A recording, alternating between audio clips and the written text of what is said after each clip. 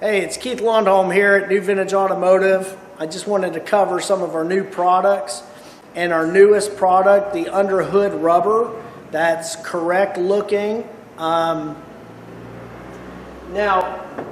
this hood rubber has been available for years, and I was talking to the supplier of it, and even he stated every time he had it made, it just got worse and worse. The reproduction stuff doesn't have any metal in the grip, and you can kind of see the grip zone on ours has metal to bite in. I just recently had this changed up just a little bit because I wanted a tighter grip on there. And today we're going to show the installation of that on this 71 GT hood. And I'm going to show you why this is a superior product, and even the supplier of the old stuff is going to be carrying this, as he wanted, the same thing. So the hood rubber has got to seal, but it's also got to crush down enough, and kind of see how soft it is. It's got to crush down so it doesn't lift the hood up. And I'm going to put this in, I'm going to shut the hood, and we're going to see what it looks like. And that'll be the test. It'll come in a 4-piece set. I'm pretty sure I'm going to cut them to length. They'll be a little long, so you will need some scissors to just shorten them up. I just don't want someone to get some and they feel like it's a little too short where they want it. So we'll add an inch to each piece, and you'll just have to trim it. Also, I wanted to show our consoles are coming. They're on their way. All new. Not a recovered console. This is brand new. We've increased the slot of this headlight handle slot up on the top, because we were finding that a majority of these are cracked right here or cracked inside here, or I've even had some that were recovered, and the first place they get destroyed is right here. So I added just a few millimeters here of relief, and it makes for a nice clean slot. The original clips you'll reuse, or these are available at some Opel suppliers, and they just kind of twist in there. And ours is pretty robust, where putting it in, you're not going to have these push into the material like the originals did. So these are coming in black, red, and off-white. We might actually do a tan soon. We're looking at doing the entire dashboards on these cars, and I'll be sending those color samples, so we'll see what happens. Also,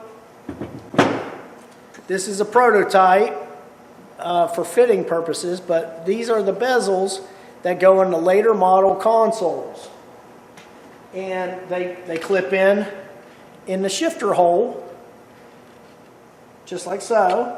And these will be textured, very light pebble texture. I won't be selling these.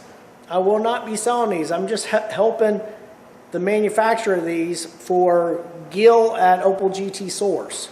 So if you want these in the States, you'll have to go through Gil.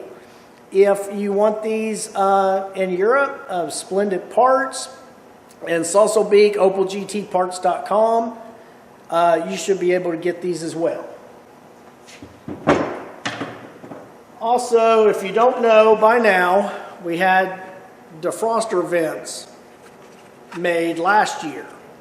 These are the vents that go on the top of your dash, and yes, you have to remove the dash to install these. If you have your dash out, I plead with you, buy these, because your original 50-year-old vents are gonna, if they're not broken, they might break trying to put them into a recovered dash or they're going to be brittle. And they start breaking away at the edge up here from the sun. And sometimes it's just general heat and stuff. So these are available at all Opel suppliers in the US and Europe. And then, last but not least, we have the entire instrument panel. This is correct for later 70 through 73s. You can work it in a 69. You just maybe have to change your gauges and get some hardware. But it's the full plastic bezel. The braces have been reinforced, similar to a 73 model. Like in 73, they realized that these studs needed some more support, but it was a little too late because it was the last year of production. And it will come with the insert for your indicators. And so that's a nice piece that came to us about third quarter of this year, or somewhere August, I think. We finally got these. These are available at most Opel suppliers. So now I'm going to go over this video installing this rubber. So you can it's simple, but I seem to get a little more reaction from videos. So here we go. Okay, so the underhood rubber comes 4 pieces. You got a little ball edge up on the top here. That can point either direction. I like to point it where it's heading towards the rear. It's sealing towards the rear. But you can put it either way. It's not going to matter. You're going to have one along this edge. What that does is that blocks hot, stinky, dirty air from just going right into your cowl, into the cabin of the car. The others is going to be for the radiator, and that's just going to help keep all the air flowing through the radiator and into the air cleaner. Now, you'll want to check these. Sometimes around these latches, the metal gets kind of bent around where it shouldn't be, and we're just going to kind of straighten that up so I can put the seal on correctly. And it's just going to push on this edge. And I've showed pictures of this, and the stuff I got, it was a little too loose on here. I mean, I could easily put it on and easily kind of take it off, and I was like, hey, the main point I'm having this made is I want stuff that's going to really, bite down. So they did change it for me, and so far it's definitely tighter. And this is the piece I was concerned about, because it's just a one layer of metal, where this is 2 layers, and it was okay on it, but on this part it wasn't. And you just follow the curve and push it down. You're not gonna break this rubber when pushing it. I'm just going along the curve, and like I said, once you kind of get it started and flowing, it goes pretty good.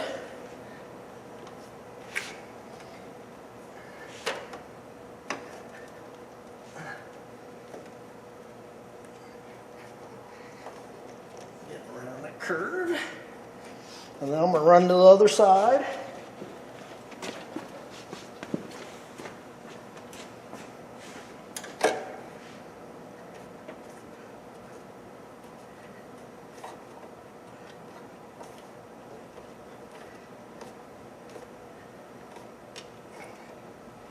So I left about, I don't know, maybe 1.5 inches too much.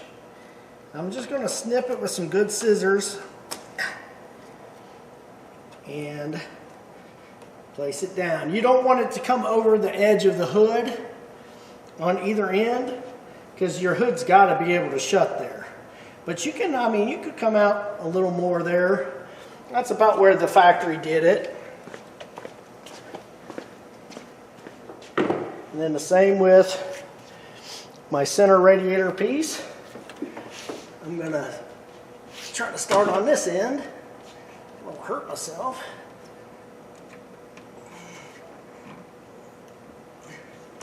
This side, yeah, I'm gonna go over.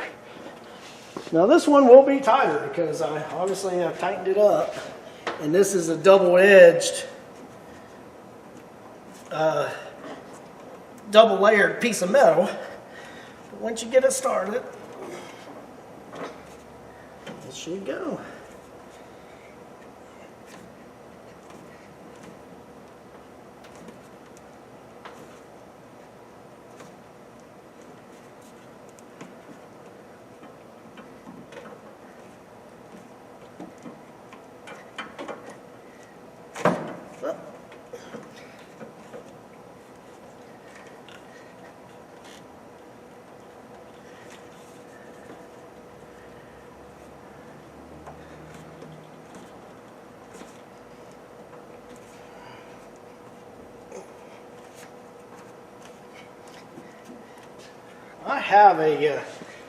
I kind of have a plastic mallet that sometimes I use.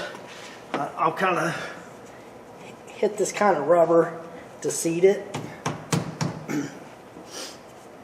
I got the iron fist, so I don't need it. If I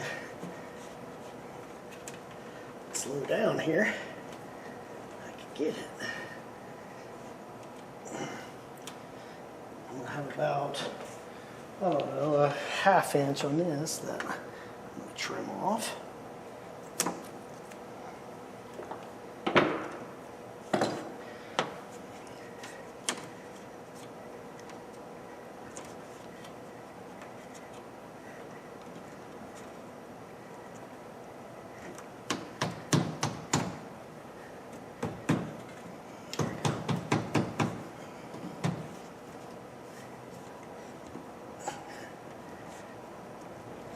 Working back and forth. This one's going to be the tight one. I'd rather it, like I said, I'd rather it be more difficult to put on.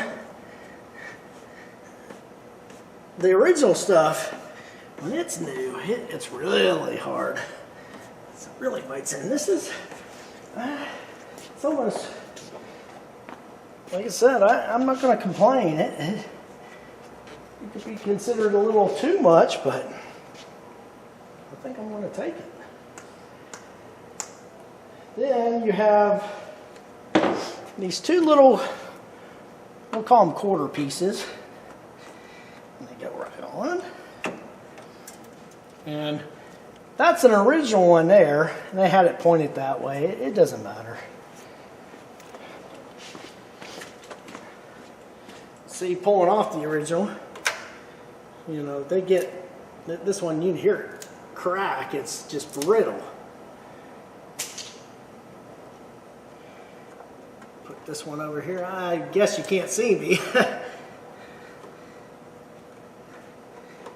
Okay. So, 1, 2, 3, and 4. Now I'm going to shut this hood and let's see what we get. I don't have any tools in the way.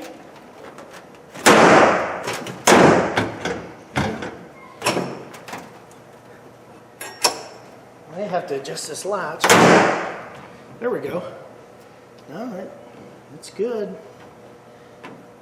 I'm sure a little break-in period is going to be, you know, acceptable. But with the latch, it looks good. Of course, now this has got still some old rubber on it. I'm not going to say on a new hood with new rubber that it's not going to pull up much, but even on one that I put the stuff on that is a fresh restoration, it's only holding it up just slightly, and I don't have the latch in that, so I would find that's acceptable.